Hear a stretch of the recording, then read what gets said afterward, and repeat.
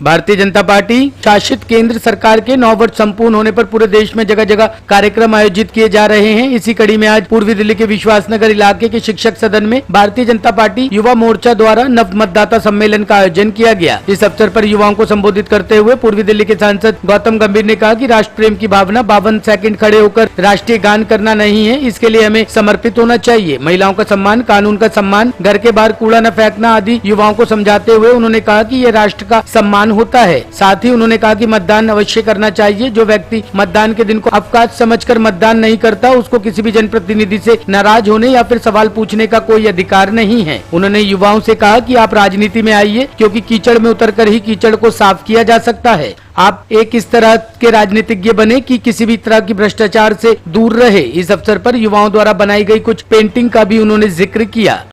मैंने ये बोला था कि नेशनलिज्म की बात करते हैं। नेशनलिज्म एक बहुत बड़ा स्पेस है। नेशनलिज्म का मतलब सिर्फ ये नहीं है कि आप नेशनल एंथम पे खड़े होइए या फिर आप वंदे मातरम करिए। नेशनलिज्म का मतलब है कि महिलाओं की इज्जत करना। नेशनलिज्म का मतलब है कि घर के बाहर कूड़ा न डालना। नेशनलिज्म का मतलब है कि रूल्स और रेगुलेशन के प्राथमिकता को फॉलो करना। नेशनलिज्म का मतलब है पानी बचाना। नेशनलिज्म का मतलब ये भी है कि अगर किसी बेकसूर व्यक्ति या बेकसूर लड़की के साथ कोई गुनाह हो रहा है तो वहाँ पर सिर्फ वीडियो नहीं अपलोड करना और उसको सोशल मीडिया पर डालना और फॉलोअर्स बढ़ाना। नेशनलिज्म का मतलब ये है कि अगर बेकसूर के साथ कोई अन्याय हो रहा है तो हिम्मत रखती उसके साथ खड़ा होना और उसको रोकना। हम हमेशा लॉ एंड ऑर्डर की बात करते हैं। पुलिस हर जगह नहीं हो सकती। हम सब सिटीजन की जिम्मेदारी है, चाहे वो किसी महिला की अगेंस्ट कोई चोरी हो, किसी पुरुष के साथ हो रहा हो, कि खड़े होकर उसकी हिम्मत, उसका साथ देना और उसको न होने से बचाना। कुछ बात है कि जैसे हमने बोला है कि फर्स्ट टाइम वोटर को, कि बाकी और भी लोगों को बोले कि वोट डालना ज़रूरी है, क्योंकि वोट इतनी बड़ी शक्ति है और अपने कैंडिडेट्स को चूज़ करना, अपनी पार्टी को चूज़ करना बहुत ज़रूरी है। क्योंकि देश अगर तभी आगे बढ़ेगा जब जो फर्स्ट टाइम वोटर है वो सब कुछ सोच समझ के, कैंडिडेट्स के बारे में सोच के तभी वोट डालेंगे। सर, आपने और एक और चीज़ मैं कहना चाहूँगा कि युवा मोर्चा जिसने ये कार्यक्रम किया है उसको मैं बहुत बहुत बधाई देना चाहता हूँ, क्योंकि ऐसे कार्यक्रम और होने चाहिए और इसलिए होने चाहिए क्योंकि जब तक हमारे यूथ वोट डाले नहीं जाएंगे तब तक हम देश को आगे बढ़ावा नहीं देंगे।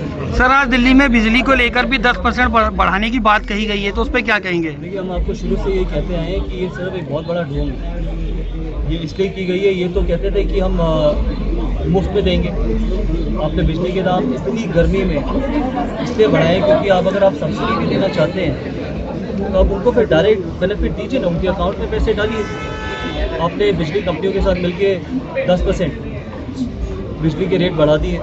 इससे क्या पता चलता है? अब इलेक्शन भी आ रहे हैं कि इनको पैसे की ज़रूरत है। तो मेरा मानना है कि आम आदमी पार्टी या फिर मुख्यमंत्री जी को दिल्ली के लिए कोई चिंता नहीं है। जैसे मैं पहले भी बोलता आया कि दिल्ली एक मिल्किंग काव है उनके लिए, कि यहाँ से पैसा वसूल करिए, बाकी स्टेट्स में इलेक्शन लड़िए। और वैसे भी अब तो 5 स्टेट के इलेक्शन आ रहे हैं तो उनको कहीं ना कहीं से तो पैसा कमाना है।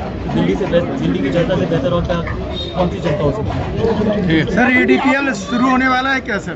देखिए, एंड ऑफ दिस ईयर जरूर शुरू होगा। नवंबर के एक बार वर्ल्ड कप के बाद, वर्ल्ड कप खत्म हो जाएगा तो जरूर करेंगे। NN ब्यूरो के लिए दिल्ली से सुरेंद्र की रिपोर्ट।